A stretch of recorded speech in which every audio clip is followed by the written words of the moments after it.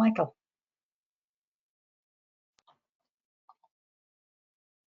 You're all very welcome, folks. So what I'm going to do tonight is I'm just going to take you through some of the key aspects of the specification and the new course. So we'll look at the key dates. I'll give you an overview of the specification. I'll address the importance of the action verbs. We'll also encounter the 4 cross-cutting themes. And I'll be talking a lot about the investigative folder and the importance of it. We'll deal with the unifying strand, and it might be worthwhile noting now the name of the unifying strand is investigating business. I'll also be addressing the business alive investigative study. And towards the end then, we'll take a look at one of the new analytical tools or strategic planning tools that is on the new specification of force field analysis. So that's one of these new terms that's new to a lot of us, so I'll address that as well. And we'll finish up then with the senior cycle key competencies. Okay, so some of the key dates. So this month in April, we're going to be getting our sample papers from the SEC. So they're due out in April. Then in September, you'll start teaching your first group of 5th years, the new specification. And also in September, we'll get a sample AAC brief. Then in January, next, you'll get the actual live AAC brief for your 5th years. So that'll be issued in January. On the right hand side of the screen there, you see 2 important documents. I'm sure you're all familiar with the curriculum specification at this stage. One document you mightn't be as familiar with because it only came out there at the end of November, beginning of December. It's from the NCCA, the guidelines to support the completion of the Business Alive investigative studies. So that's the guidelines for the AAC. So we've got them from the NCCA. So I'll be talking about those guidelines a bit later on. Okay, so we start off then with an overview of the specification. So you see here on the right-hand side, we have 4 contextual strands. So exploring the business environment, that would have content you're familiar with from the old course, such as stakeholders, the EU, economic indicators, of which there are 6. They're all in there. Then we have understanding enterprise, so marketing, risk, idea development, that'll be in there. Leading in business, conflict in the workplace would be in there. And then the fourth strand, the top one there, making informed decisions. One is kind of divided into 3 sections, or just 3 main topics in it. The consumer, financial literacy, and also issues surrounding employment and the workplace. So it's kind of like 3 sections in that 4th contextual strand. You see there the student is at the center of learning in the middle, and if you look at the outside, all the time we are engaging with the real world of business. And you see there on the left hand side, there 6 times in the specification there's the students learn about section on the left hand side, which I'll address in a minute in the learning outcomes, but they're asked to apply their learning. So students learn about, I'll just read this, how their learning and leaving certificate business can be applied to their daily lives and help them to understand business related stories in the media. So at the end of strands 1, 2 and 3, and then 3 times in strand 4, there's this area of learning, and then there's an associated learning outcome with that. The wording of it differs slightly each time, but we've been told, and the students have been told, to engage with the real world of business and to engage with media stories and so on. So that's very important as part of this new specification that we do that. So digging into the specification itself, then when you go to look at the learning outcomes in the specification from around page 15 to 29 or 30 in the specification, you'll notice there's 2 columns. So on the left hand side, we have students learn about over here on the left. On the right hand side, then students should be able to. So there, on the right hand side, they're your learning outcomes, right? So they're all listed there on the right hand side. So what we've done with Business Alive, if I just show you I'm going to show you here on the right hand side, this chapter 16, the rationale for planning. What we've done here is, and in every chapter, we have laid out the learning outcomes as they are presented in the specification. So if you look here, what I'm circling there now, that yellow box, the rationale for planning, there it is. If I just go back, I'll show you the specification. There it is there. So that serves as, I suppose, a checklist. So when you're going through chapter 16, for example, the rationale for planning, you can be ticking off the learning outcomes as you cover them within that chapter. And I think teachers and students will find that very useful. And if you look over to the left, you'll see the way we've laid out the contents. The table of contents is fully aligned with the specification. So you'll notice 4 strands, right? I just mentioned a few minutes ago. And there's 19 areas of learning. For example, look at number 16 is the rationale for planning. That's coming directly from the specification. So we have followed the layout of the specification here.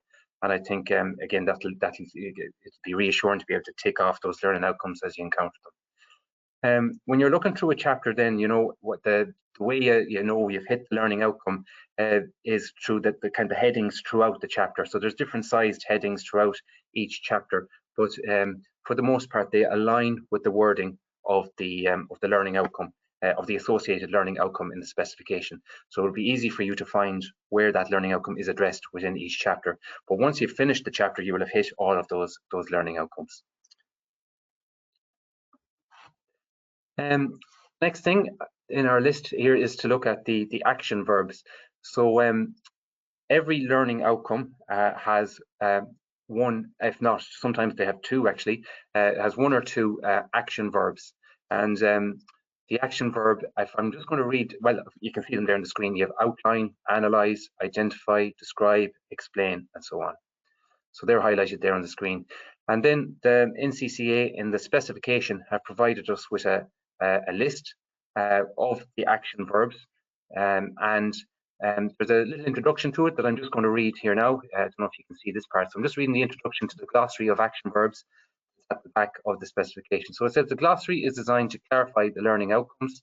So each action verb is described in terms of what the learner should be able to do once they have achieved the learning outcome. And then they tell us that this glossary will be aligned with the command words used in assessment. So it's very important that the students become familiar with these action verbs over the 2 years of study. So the way I've addressed this in the book is towards the back of the book, we have put in the glossary of action verbs from the NCCA. So that's towards the back of the book. So that's, I suppose, an easy to access reference guide for the student. They can just flick to the back of the book just beside the index, and there's a glossary of action verbs will be there.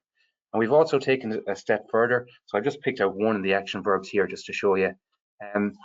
This is action verb is discuss. What we've done is we've put in the NCCA's explanation of what discuss is, and I'll just read it to you there now. To offer a considered balanced review, includes a range of arguments, factors, or hypotheses, and is supported by appropriate evidence. And I suppose the language there is a little bit technical, and some students might struggle with that. So what we've done over here on the right, then we've put in another column, a little explanation in simpler English as to what discuss means. So we've put it in easy to understand English to talk right about a topic in a thoughtful way that covers different elements, points of views or ideas, and backs them up with relevant data and facts. So our ordinary level students in particular, I think, will appreciate that. So we've done that with every action verb, and there's a bullet point there you see, but sometimes we've broken up more the longer explanations into 2 or 3 bullet points just to break it down into small parts. So I think students will find that useful. There's 4 cross-cutting themes that are coming up on your screen there now, and they were identified in the specification. I forgot to refer to them there in the circle in the specification overview graphic. So they're in the specification overview graphic. Now, how do these apply in the day-to-day teaching of our subject? Well, I'll just give you an example here. Let's take TEMU, which I'm sure is already coming up as a topic of discussion in your classroom. So you might, or you or your students might be discussing or reading a media report maybe, or dealing with a learning outcome that relates to ethics maybe.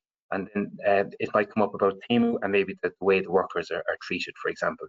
Another day then, you might encounter TEMU again from the point of view of sustainability and the way these products, these goods are flown across the world and how the products, they're used once or twice and they end up in landfill. So you're coming, I suppose these cross-cutting themes, they're a lens or an angle at which to approach a news article or a news report a learning outcome, and content generally.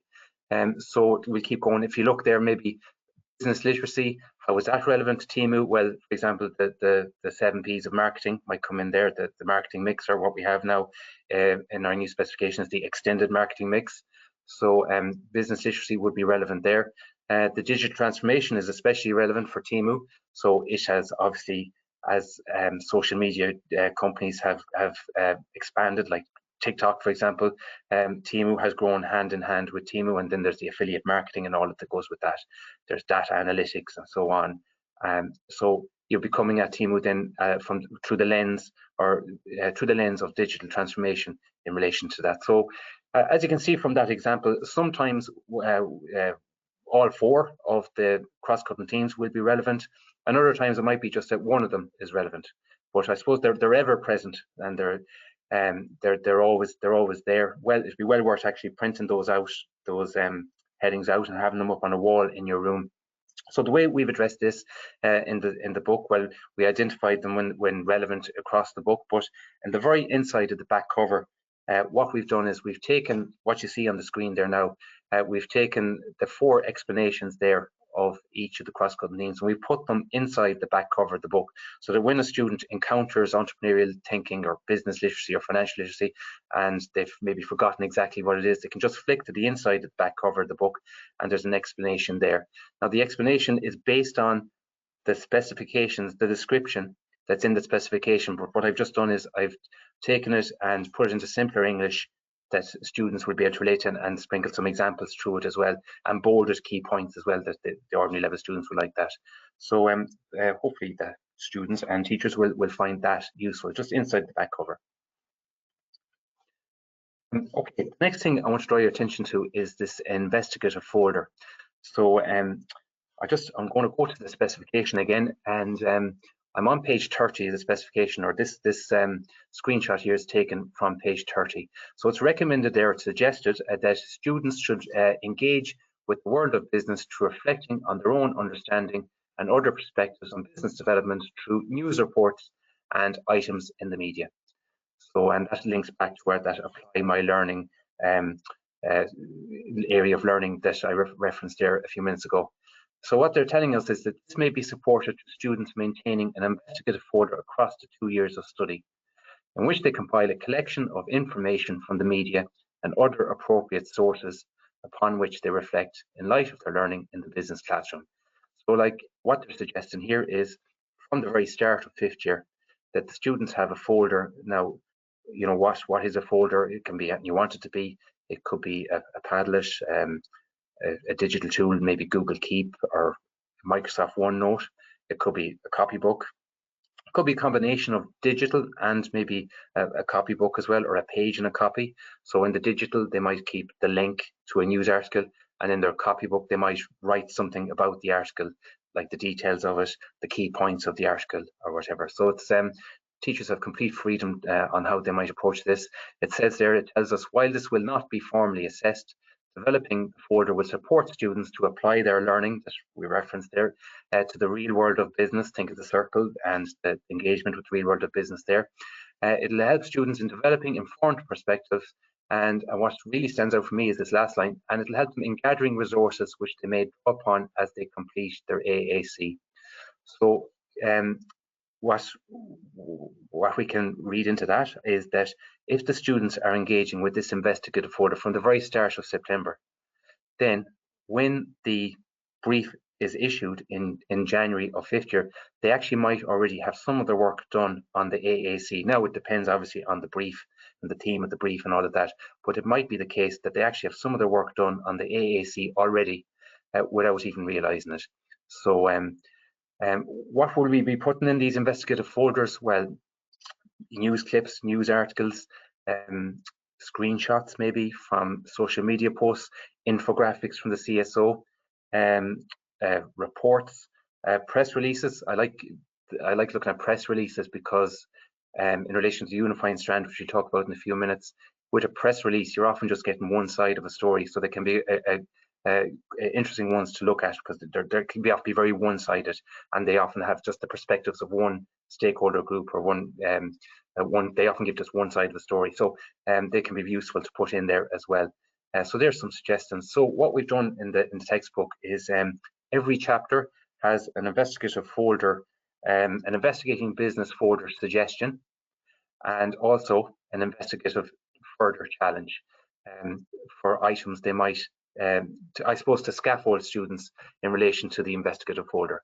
So we have specific sources of information identified in the suggestion, and then we have a challenge where the student goes and finds something that's more current. And we've questions there to scaffold that. Now, sometimes maybe a student might do all the questions. Sometimes maybe an ordinary level student might just do one or two of them. But they're all there for you in each of the 19 chapters of the book. These investigative challenge and folder suggestions. Right. Unifying strand next then. So I said already, the name of the unifying strand is investigating business. So just to clarify, there's 20 learning outcomes in the unifying strand. And what you have there basically are the research skills. It develops the research skills of the students and their critical thinking skills. So what I've done here, I've just taken a screenshot of 4 of the learning outcomes, 4 of the 20. So let's take a look at number 4 actually. One of the 20 is identify the key points or ideas in a source. Now, if I go back, I'm going to go back a slide here. Go back to our investigative folder. Students can develop that skill through the investigative folder. So, for example, if you look at question 3 there in the challenge at the top, in the folder suggestion at the top, summarize the key points of the media reports identified above. So by doing that sort of thing from the start of 5th year, the students are building up the skills they'll need the 20 skills they'll need in order to do the actual AAC. Another one there that's based, I should point out at this point, a lot of the questions on these investigative folder suggestions and on the challenges are based on content, learning outcomes, but also unifying strand learning outcomes. Let's have a look at question 8. Develop a question you would like to research based on the above media report.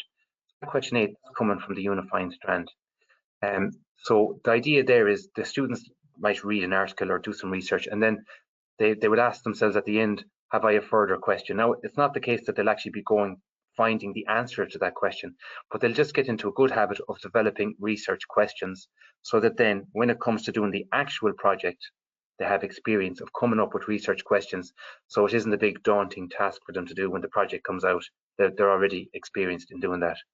Another one there on that page, I'll just point out at the bottom, number 6, use an appropriate form of communication, oral, visual, written, multimodal to present your findings to the class. That question there, that's another question that's based on one of the 20 learning outcomes from the unifying strand. So the point I'm trying to make here is, by engaging with this investigative folder and then applying the 20 learning outcomes that are in the unifying strand to those media reports or whatever that's stored in the folder, by doing that, the students will build up the skills then that they need for the project. Some of the other ones that are there, like look at number 3, they're accurately record and acknowledge sources of data, evidence, or information being used. So, for example, if they put a news report into their investigative folder, and it so happens that later they end up using it for their project, well, then they're going to need to be able to reference it in their actual project. So that's number 3 there. Number 2 is very topical.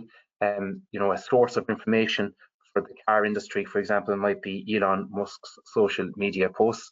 So assess the accuracy, credibility, and reliability of sources. So that's a skill that can be developed through engaging with the investigative folder. So that's the unifying strand, investigating business. I think it's going to come up again a little bit later on. I will be coming back to it. Okay. Still on the investigating, sorry, I'm still talking about it, the next slide. Okay, the unifying strand, investigating business. Just where else in the book is the unifying strand addressed? I think if I just, yeah. So at the start, I'll just go back and show you that again. So if you notice there at the top of the chapter, the little grey box, I'll just highlight it there. So at the start of every chapter, there's one of these. It says, in this chapter, the learning outcomes of the unifying strand are primarily, but not exclusively, but are primarily addressed in the business and the media activity, which in this chapter features a podcast about General Motors. So when you go to find the business and the media activity in that chapter, there'll be questions based on learning outcome and content, but also there'll be questions there based on the 20 learning outcomes of the unifying strand. So where else are we addressing the unifying strand? Well, as I've pointed out already, through the investigative folder suggestion, through the investigative folder challenges, and also throughout every chapter, there's lots of media search suggestions as well, where students are encouraged to seek out media reports on a particular issue and then to put it into their folder. And again, remember, you don't want them just finding articles and putting them in a folder. You want them to do something with the folder. So that's your applying the unifying strand, and we have all that in the book. In the book as well, we've given a full section separately as well to the unifying strands. We have our 19 chapters that align with the 19 areas of learning in the specification. Then we have the unifying strand addressed on its own as well. We've given that a full section from page 495 onwards, if any you have the book in front of you there. What we've done there is we've taken each of the 20 learning outcomes. So the one you see on the screen there, it's just a screenshot now, it's not the full amount of information. So if I just read, this is one of the 20 unifying strand learning outcomes. Students should be able to assess the accuracy, there's this Elon Musk thing again, students should be able to assess the accuracy, credibility and reliability of sources. So there's a lot of language in that learning outcome. So we've broken it down into accuracy, credibility and reliability, and we've explained to students, well, how do you assess whether something is accurate or not? How do you know if it's credible or not? How do you know if it's reliable? So the one you see on the screen there is just accuracy, but credibility and reliability are dealt with there as well. So the students can go, well, how am I going to know if it's credible or not? We also actually have some YouTube video suggestions sprinkled through that section as well to help them. I think there's one in that section actually that deals with credibility that's really good. So we've dealt with the unifying strand there. With the investigating business side of things, so I mentioned, I'll just go back a slide. I mentioned business in the media section. That's one of these per chapter. Just to expand on that a little bit more. So throughout the 19 chapters, there's 19 of these business in the media sections. So what we have here are news articles. It could be sometimes it's a news article, sometimes it's a YouTube clip. Sometimes it's a press release, a couple of press releases in there as well, and sometimes it's a podcast. We've sprinkled a few podcasts through the book. We're very grateful to Guaranteed Irish, who have allowed us to use their something's falling behind me. We're okay. We're very grateful to Guaranteed Irish for letting us use their podcasts, and we have many of them spread throughout the book. And there'll be no need to be logging into Spotify or anything like that. If you're using the ebook, you just click on a link and the podcast will play from your desktop computer or from your laptop. You can also go to the Guaranteed Irish website itself. The podcasts are right there, and you can just play them off the website as well. So we have a few of those sprinkled throughout the book. They're really good. They're relevant across all 4 strands. A great way of linking up the strands through those podcasts from Guaranteed Irish. And also they feature a lot of the 4 cross-cutting themes, especially the sustainability one, but the others as well. We move on then and talk a little bit more about the Business Alive investigative study. So again, I would suggest that you start your investigative folder in September of 5th year, and it may be the case that that the students will have gathered sources of information that they can, and media reports that they'll be able to use in their AAC. It may be the case. The brief will come out in January of 5th year. It may not necessarily be the case that you start it in January of 5th year. So just to be aware that we don't have to start it straight away. We have lots of time. It's issued in January of 5th year. Then students spend 20 hours, roughly 20 hours, divided across 6 stages, working on their AAC. And then they write a report, and the report then, which they write as part of their 20 hours, as part of the 6 stages, they write a report, and it is the report that is submitted digitally in 6th year. Now, I have heard some dates suggested for this. I haven't seen anything in writing yet from the SEC, so I'm not aware of any date yet that has been specified for when in sixth year it's submitted, but it's submitted digitally in sixth year, so you have a window there within which to do it. But definitely, you know, it wouldn't necessarily be the case to be starting into it. And again, you'd want to have encounters. My advice would be try and encounter all 20 of the learning outcomes of the unifying strand before getting the students doing the project. It would be good that they've encountered all of them, right? Okay, so I'll just go back here a small bit. So as I mentioned at the start, we have our specification, right, issued by the NCCA, and we also have guidelines to support the completion of the Business Alive investigative study. So what we've done, sorry, I'm flicking here and going back again. We have a separate exam handbook where what we've done there is incorporated those guidelines for the AAC in that exam handbook. So remember what I said earlier on, the language of these documents from the NCCA is more suitable for the teacher rather than the student. So what we've done is we've taken the language of the guidelines in this case, and we've basically turned them into an easy to understand, student friendly, scaffolded step-by-step guide to each of the 6 stages of the completion of the AAC. This screenshot here, it's taken from those guidelines. These are your 6 stages. Getting started is stage 1. In developing a question to research, and that links back to our unifying strand, developing a question to research. Students as well are expected to develop a project plan. Now, it's U3, I think it's U3. U3 in the learning outcomes is developing a project plan. Now, this isn't assessed. The idea here is that the students basically map out how they're going to spend their 20 hours. And I suppose by project management and time management. So if you have a look at U3, at that element of the unifying strand, that'll give you more information. And there's more information in the guidelines as well. The next stage then is identify sources, gather information and data, which you might already have in their folder if the brief aligns with, if the topic of the brief is suitable. And analyze and evaluate and apply learning and draw conclusions. All the time they're reflecting and refining, monitoring and evaluating. That's from the NCCA guidelines. So we've taken images like that and the content of that document, and we've just turned it into something that's student friendly. So there's the 6 stages again, as we have them in the exam handbook, and so you can see them there in the picture. So that you'll be able to access that. Anisha will tell you where at the end of this presentation, where you can see the exam handbook. We've held back; it hasn't been printed yet because we're waiting for other things that will go into that exam handbook. If I can find them here, other things that will go into that exam handbook are, first of all, every chapter. So 19 of these scaffolded revision mind maps, templates basically of each chapter with the key points where students can summarize their notes. So it's like we're giving them the bones of the chapter here and they put the meat on the bones. So we've one of these for every chapter. So they'll be in that exam handbook. We're also going to put, when they come out, we'll also incorporate the SEC sample papers into the handbook.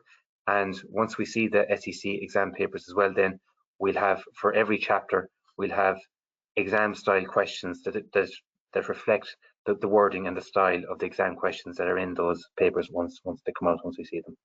So that'll be in that exam handbook as well. I'm sure I'm forgetting something here. I said that there are extra short questions and activities for each chapter, the mind map templates. Okay, so they'll all be in that exam handbook. Okay. Right, we're going to go on now and deal with one of the new topics that's on the course. So just check my time. Yeah, we're on track. So one of the learning outcomes from that chapter that I displayed earlier on, I think it was chapter 16, explain the importance of planning for change and discuss how a force field analysis could support strategically planning for change in an organization. And how you know this is a new term on the course? Well, first of all, you won't recognize it possibly, and also it has an asterisk. You can see it there. There's an asterisk beside it. And what that's telling you is if you go to the specification, there's an explanation as to what a force field analysis is at the back of the specification. There's our chapter 16, and there it is. That's our learning outcome that we're dealing with right now. Force field analysis. Okay, so as you can see, word for word, we have our learning outcomes from the specification. We have them at the start of every chapter. Okay, so let's have a look at it then. So there's that glossary of terms, and if you look, sorry, I'm just taking a screenshot there of the glossary of terms at the back of the specification. If you look there, the last one there on the screenshot is force field analysis, which there it is on the screen now. Okay, so what I'm going to do now is show you how we've addressed force field analysis in the textbook. So I'm going to show you a force. This is the one we have in the book. So just give you a scenario then. Assume you're the manager of a factory, and you've decided it's time. Now, you're not the owner, so you don't have the power possibly to make big decisions, like a plan to upgrade and modernize the machinery in the factory. But you as a manager can see the need to do this. So you put in the middle of your page, you put in the change that you want to make. And this force field analysis, you will conduct it. It will in advance of announcing this change. It's a tool for strategic planning for change. That's what this is. And on the left-hand side, you write down all the things that, I suppose, like arguments in favor of, all the driving forces behind this change, all the arguments in favor. Well, and you give them a rating of between 1 and 5. So the length of the arrow gives you the strength of the force. So one of the driving forces will be, well, customers want new products, and this machinery will allow us to produce new products. So that's a strong driving force. So I, as a manager, I'm giving that a 4 out of 5. Another one there, the energy costs and carbon emissions of the old equipment. So I'm giving that a 3 out of 5, for example.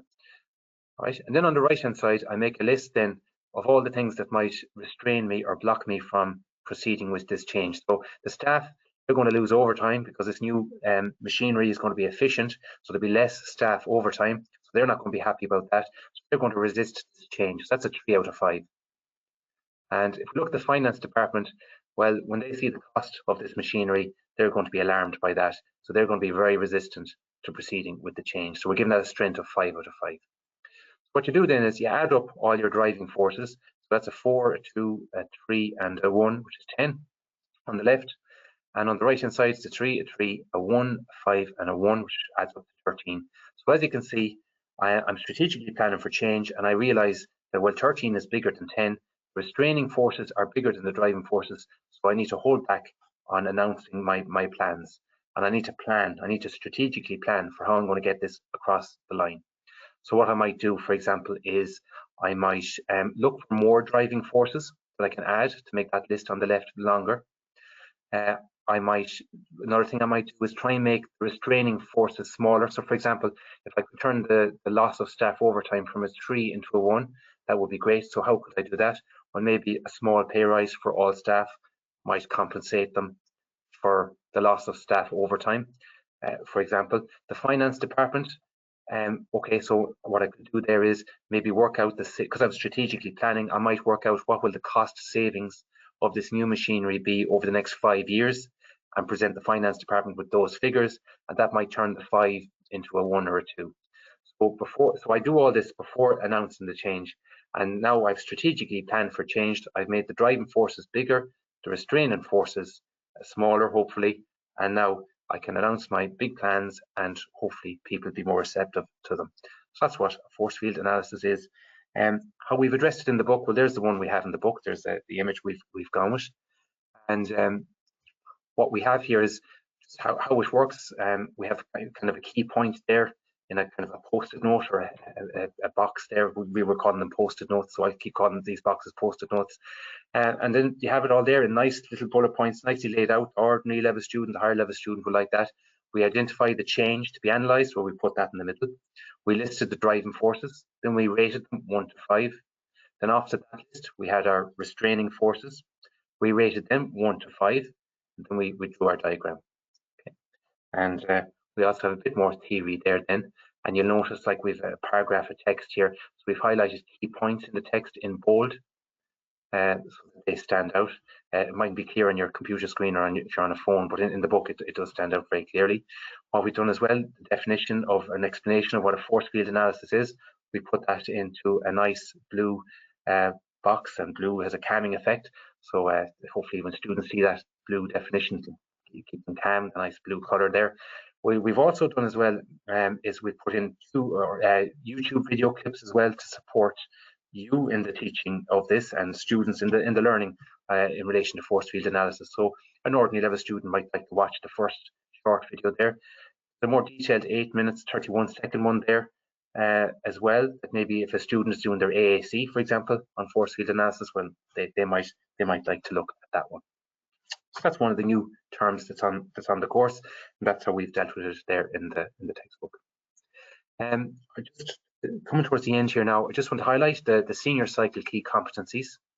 So what we've done, so these are relevant not just to business, they're relevant across all the redeveloped senior cycle subjects.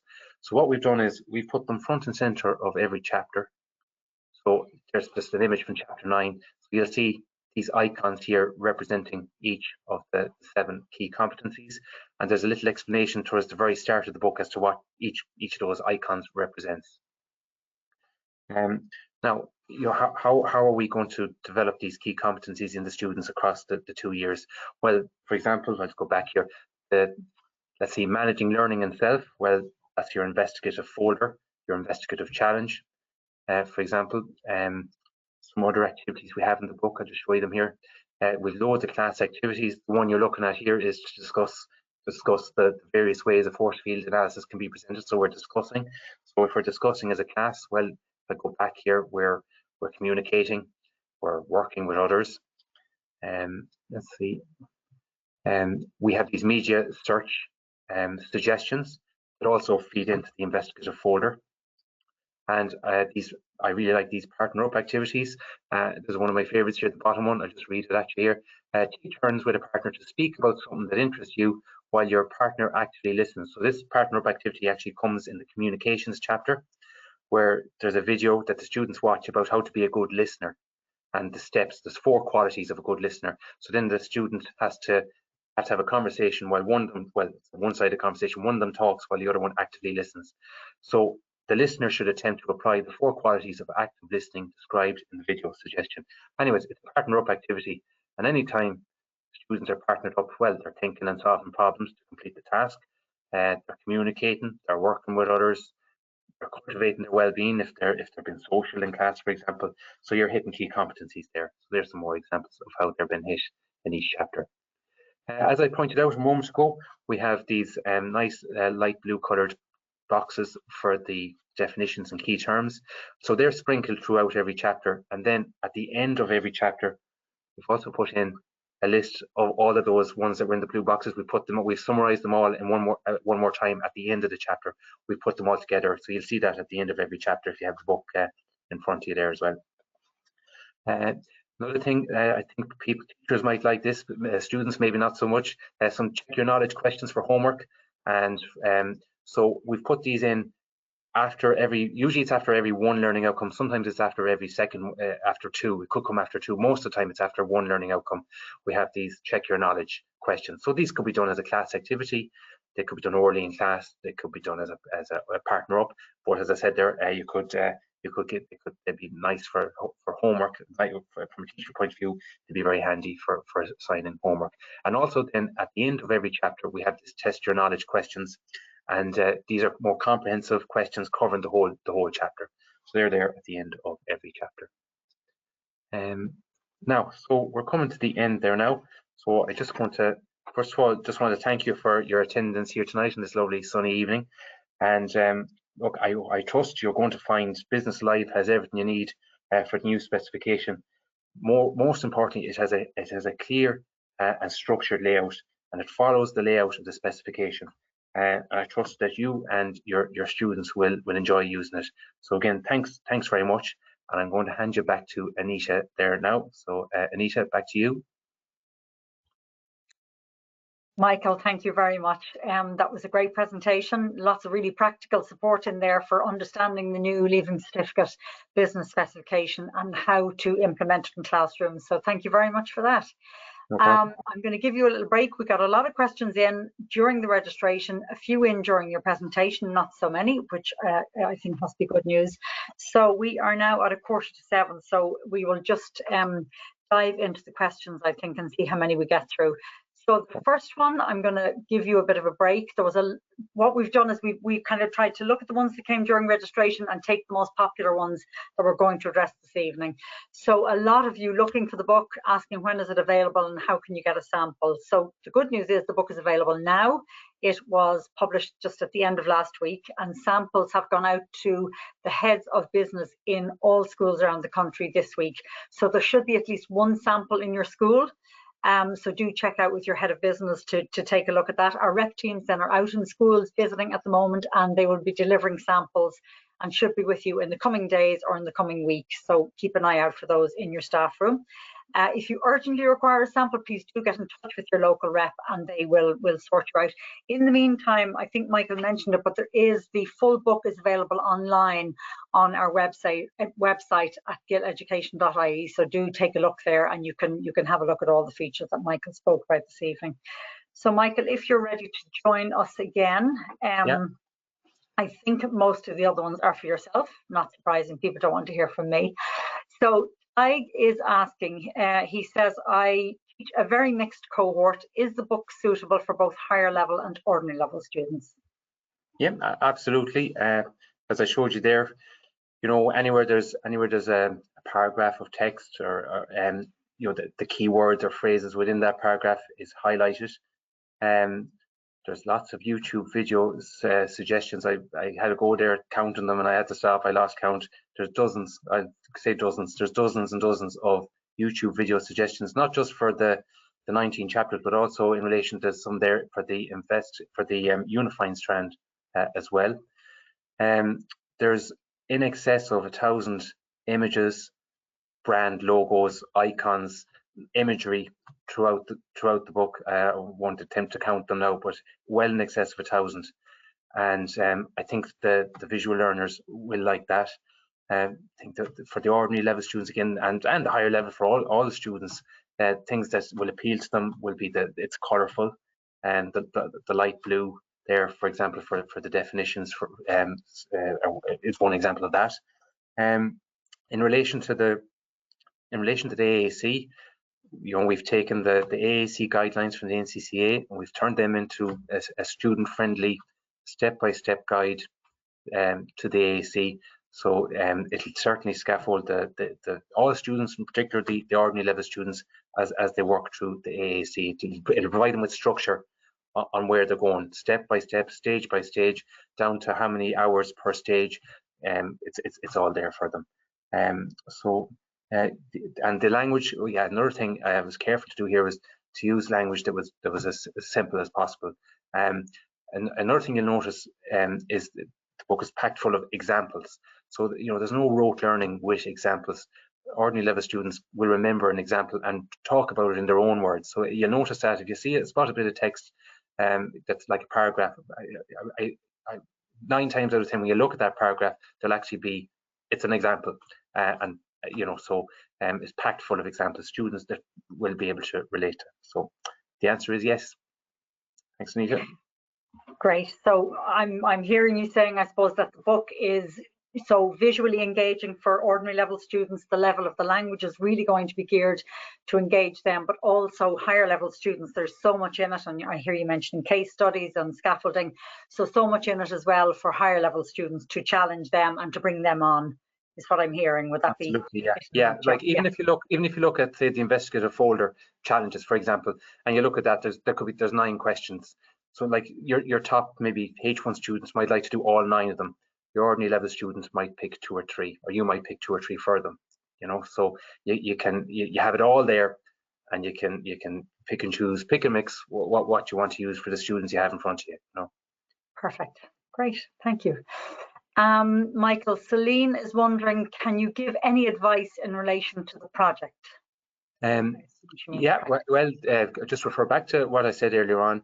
The best thing to do is basically the project is about assessing their research skills and learning outcomes from across the 4 contextual strands as well, but in particular the 20 learning outcomes of the unifying strand. So the advice I gave there was start that investigative folder early on, and make sure the students encounter all 20 of those learning outcomes that are in the unifying strand, that they encounter those before you start the project. Don't start the project, I would say, until you've encountered all of those learning outcomes of the unifying strand.